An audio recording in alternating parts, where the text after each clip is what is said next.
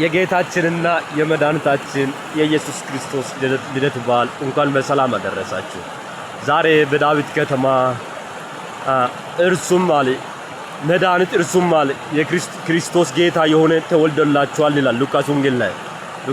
ሉቃስ ወንጌል ምዕራፍ 2 ከቁጥር 10 ላይ ጀምራችሁ ስታነቡ ምስራቹን ሲነግር ዛሬ በዳዊት ከተማ መድኃኒት የሚሆን እርሱም አለ ክርስቶስ ጌታ የሆነ ተወልዶላችኋል ይላል።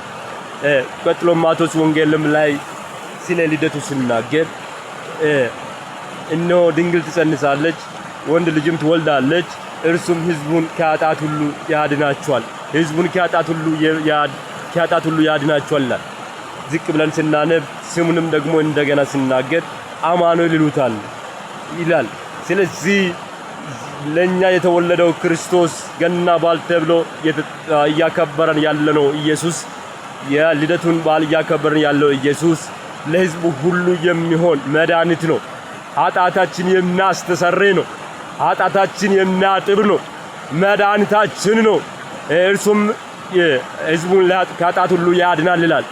ማንኛውንም ኃጢአት ይኑረን፣ ማንኛውንም ነገር ግማን ይኑረን፣ ማንኛውንም ነገር አበሳ ቢኖረንም እንኳን አበሳችን ከኛ የሚያርቅ ኢየሱስ ክርስቶስ ተወልዶልናል። ኃጢአታችን ከኛ የሚያስተሰርይ ኃጢአታችን ከኛ የሚያስወግድ ኢየሱስ ክርስቶስ ተወልዶልናል። ጌታ የሆነ ኢየሱስ ክርስቶስ ተወልዶልናል።